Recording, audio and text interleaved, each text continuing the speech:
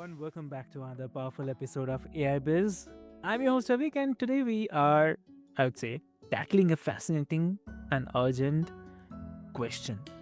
Yes, you heard that correct. It's a question. Like, what does it mean to lead with empathy in a world that's increasingly powered by AI? Yes, we call it artificial intelligence also. So, AI in short form. But, dear listeners, please welcome my guest today, Dr. Melissa Robinson-Winemiller. So, welcome to the show. Thank you so much for having me, Avik. I'm so excited to be here. I actually just did a book on empathy. It came out July 15th, and I dedicated a whole chapter to empathy and leadership in AI. So I'm thrilled to be here. Thank you. Amazing, amazing, dear listeners. And Dr. Melissa, it's really great to have you here. And but before we delve deep into this discussion today, Dr. Melissa, I would love to introduce you with our listeners. Um, Dear listeners, Dr. Melissa has spent over 20 years helping leaders build emotionally intelligent cultures that don't just feel good, they perform. Yeah. So she is a TEDx speaker, EQ coach, and the author of The Empathetic Leader. So she argues that empathy isn't a soft skill at all. So it's the hard driver of productivity, innovation, and the profit. Yeah. But here's where it gets even more interesting. We now live in the age of AI, correct, dear listeners? So, where machines can mimic empathy, they can respond with warmth, mirror emotional tone, even generate the supportive words.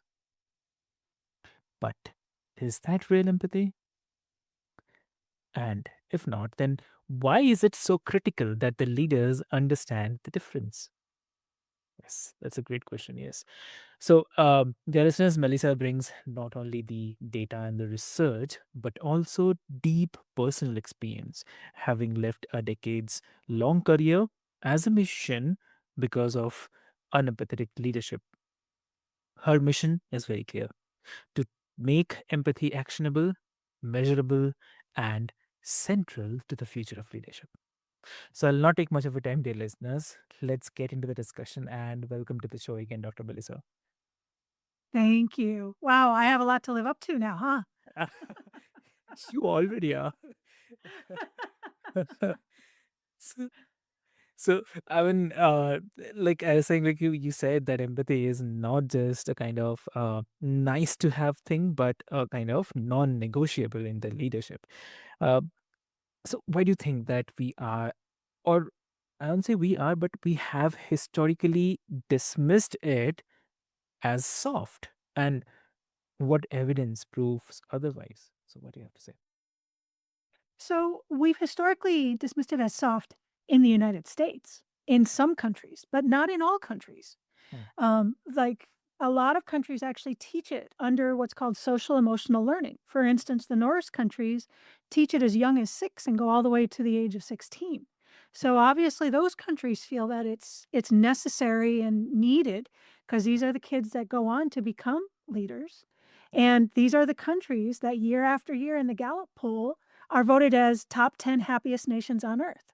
So the question maybe should be, do they know something that we don't? Hmm. You know? And as far as it actually being part of organizational necessity, there was a survey that came out by the Big Four consultancy, Ernst& and Young, Hmm. in 2021 as a response to the Great Resignation and the pandemic. And they were looking specifically at empathy in leadership. And what they found through these surveys of a whole bunch of different companies and employees and leaders and HR executives and everybody was that the leaders that could instill empathy in their culture were able to raise productivity by 87%, Hmm. innovation by 86%, and profit by 84%. And this isn't my opinion. This is what Ernst& and Young found, to the point that at the end of that study, their vice chair of America, Steve Payne, said that empathy is the glue and accelerant for the next era of transformation in business. Hmm. So the data's there to back it up. Got it. Yeah. So, So I know that's a lot. It's a lot. yeah.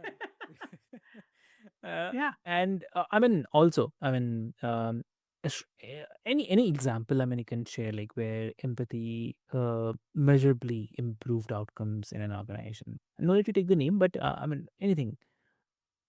Sure. So I was working with a director. I was working kind of as a consultant for him, and he was brought in to an organization, and they made it very clear that what they wanted was for him to change culture, which is always tricky since culture comes down from the top, and yet they were saddling this guy with trying to change culture in the middle. Yep. But he asked me what I thought he should do, and I said, "You really needed to instill empathy." Now, let's take a minute and define what empathy actually is. Yep. Because empathy is not necessarily about feeling. We have this idea that it's always, I feel what you feel, but it's not. There's actually 43 different kinds of empathy spanning decades of research that fall into 8 categories. The one that's I feel what you feel is one, but there's cognitive empathy, which is completely logical and has no feeling attached. There's self empathy, which deals totally with how you relate to yourself. So, empathy actually deals with being able to relate to other people and understanding and connection. So, when I sent him in and said, I need you to be able to start using empathy, what I needed for him to be able to do was take the other people's perspective and understand what was going on with his employees so that he could begin to figure out how to change this culture. The way he did this is I told him, "I just need you to go out and talk to people once a day. It does not have to be for hours, you are too busy for that, Yep. but I need you to actually know, be seen, be known, and give them the opportunity to like and trust you." Yes. When he started, his employee engagement scores were in the 40s. Within 90 days, he had them in the 90s. The innovation came because his people started to trust him and they came to him and said, "We can use this to be able to get better efficiency. We can use this to be able to streamline our processes." Because they've been thinking this all the way along. These employees, some of them had been there for decades. They wanted to be able to streamline, they wanted to be able to get rid of the inefficiencies. And once they trusted him and understood that he had their perspective in mind, they came to him. And through the ability to streamline and make their processes better, he was able to raise the profit of his center. And it didn't take him long. It took him 90 days. 90 days. I mean, wow. Yeah. I mean, that's not a complete change. You can't instill a complete change in 90 days, but you can start it. Yep. Yep. It's like being in a sports game and scoring an early touchdown or scoring an early run. You're not going to win the game that way, but it sure helps build momentum. Exactly. Exactly. Yep. So, like, I mean, definitely, it's a game changer. Empathy is not just about feeling good, but also about creating the conditions where people actually do better. So, uh, Yes. that's true, definitely. So, in the age of AI, we see like a lot of things like the chatbots, virtual assistants, mimicking empathy, and all. They say that I'm sorry you feel that way, or kind of you can say like I understand your concern, but you argue that this is not true empathy. So, why is it so important for the leaders to recognize that difference? Because if these machines and the AI bots can't give empathy, Mm. it has to come from the leaders. Yep. So if empathy is based on perspective taking and understanding, these machines can't do that. AI is extremely powerful. It's an amazing tool, but it doesn't give empathy. It can't take another perspective. It can't begin to understand how someone else is feeling or what someone else is thinking or the situation they're in. So when you have a chatbot that says, "I'm sorry about your feelings," or "I understand," immediately it comes off as trite because it can't. It's a machine. There's no way. So the leaders that are in charge of these AI bots that are actually helping their people to be able to move forward with this technology need to be aware of the perspective of their people in dealing with it, the perspective of their customers. I mean, how many times, maybe you don't, but I've gotten caught up in the chatbot maze where I just want to throw my phone against the wall because nobody's listening. Yep. Nobody's hearing what I'm saying. There is no perspective taking. And I know I'm not the only one. So it becomes even more important for leaders to be able to take the perspective of all stakeholders, not just employees, not just customers, everybody, if they actually want to be able to have visionary leadership into the future and not just mindlessly employ AI and hope it works. Yep, yep, exactly true. Yep. And like what risk do organizations face if they start confusing AI's mimicry for the human empathy? Well, first of all, I was reading an article this morning talking about how up to 40% of organizations that have pulled empathy in to be able to use it have since abandoned those initiatives. Okay. If they start thinking that these tools can give things that it can't, like empathy, they risk using these tools wrong and eventually abandoning the technology. And that's a shame because it's extremely powerful technology. Mm. You know, for where it can be used and how it can be used, it can completely change the face of business. But trying to plug it into places where it can't, like emotions and empathy, is a big misstep. And leaders lose out on the ability to use it for what it is good for. On a societal level, we're actually seeing cases where people mistaking AI having emotion and having understanding, it's driving them into psychosis. There's already cases in courts of people committing suicide or self-harm based on these AI chats that get out of hand because they think the AI is a friend. They think it has empathy and it doesn't. So, I mean, how we react to it societally is how we're gonna react to it on a large organizational level, and I think all these things need to be taken into account. Exactly, exactly true. Yep. So, like, I mean, it's really fascinating because it sounds like AI can imitate the form of empathy, but not the substance. So, Yeah. exactly. And you also, I mean, you often connect empathy with the emotional intelligence. So, I mean, that also, if you can break down how empathy especially fits into the EQ, and also at the same time, like why leaders who ignore it are at the disadvantage. Yeah. So, EQ as a thing was first defined in 1990 with Daniel Goleman's big book on emotional intelligence and why it's more important than IQ coming out in 95. And the way it was conceived of them, empathy was like a big tool basket. And or emotional intelligence was, and you have motivation and communication and all this stuff. And they threw empathy into that tool basket with all these other tools. Yeah.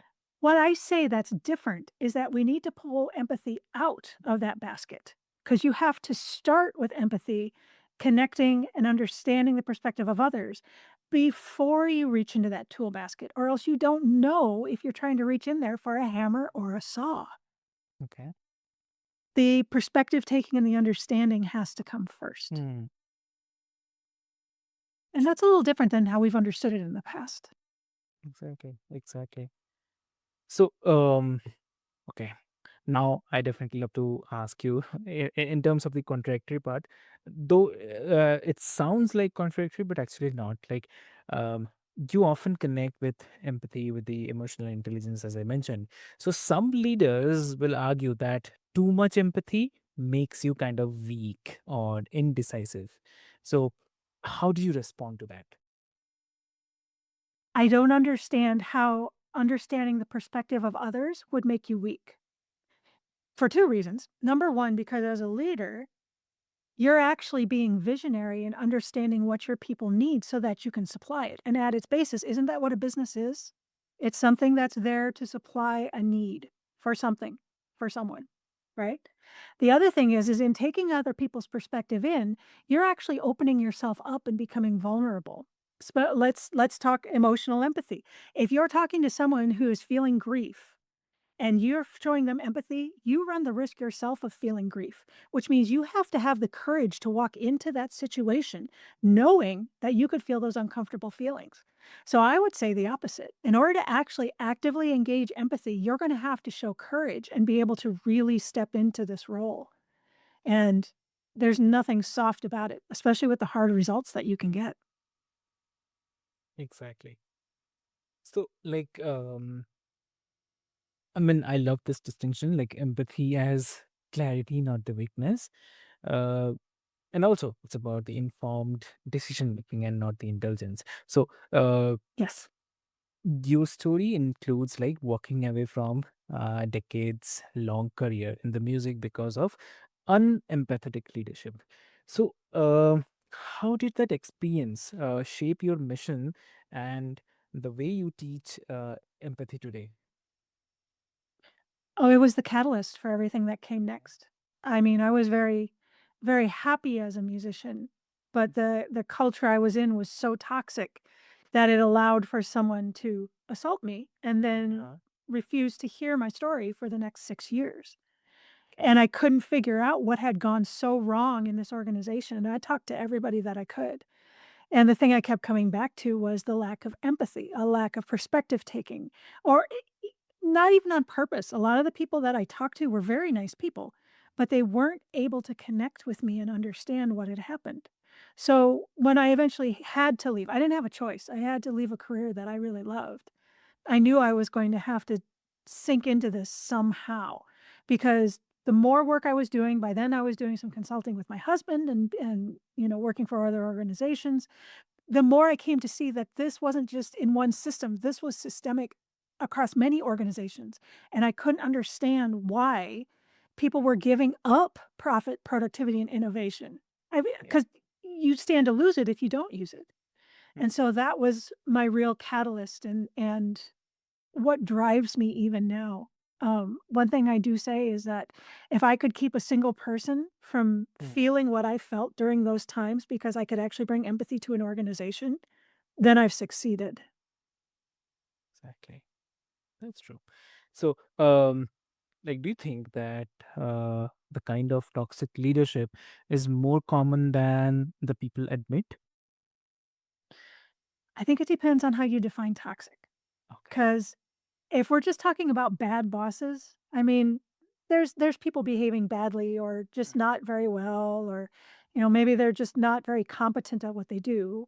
Mm. A lot of people get into leadership positions not because they're great leaders, but Yeah. because they bring in the most contracts, they Yeah. bring in the most money, they have the best contacts. Now, for something to actually be toxic, it has to Mm. be over a long period of time so that this has to be a repeating pattern Mm. and people have to be hurt. I mean, whether it's financially, people end up with PTSD, people end up with mental problems, people, depression. So, actual toxic leadership Mm. defined by that, yes, I do think it's very prevalent and I do think it's out there. However, I think there's also just a lot of bad bosses, and those are the Mm. ones that I really have hope for that they'll change because usually they want to do better. They can see that they can do better, and I want to help them do that. Yeah. That's a great part, yes. And I mean, that's a raw and real, I would say. I mean, it cost people their dreams. So, true. Yeah. And looking ahead, what do you think the future of empathy in the leadership looks like in a world that is dominated by the big tech and AI? I think we're gonna end up with a split. I think we're gonna end up with people that fall more into a managerial side of things, and by managerial, it goes back to leadership, from years ago, where a manager thinks of the organization as a machine, and a machine is made up of parts, and those parts are people, and the parts need fixing, and you take out one part and you replace another, and AI actually lends itself very well to that kind of leadership because when you're dealing with inputs and outputs and there isn't messy human stuff going on, Mm. that managerial style actually works very well. But for the true visionary leaders that are going to take us into the future with AI and figure out how we can work best in tandem with that tool, Mm. they're going to need to be able to harness these soft skills because they're going to have to be able to tread both sides of that machine and human line. And I think they're the ones that in 100 years, we're gonna look back and talk about them as the leaders that really brought us into the future. Mm. Amazing. Wow. So, like, and do you see a scenario like where AI actually strengthens human empathy rather than replacing it? Not right now, Okay. and here's why.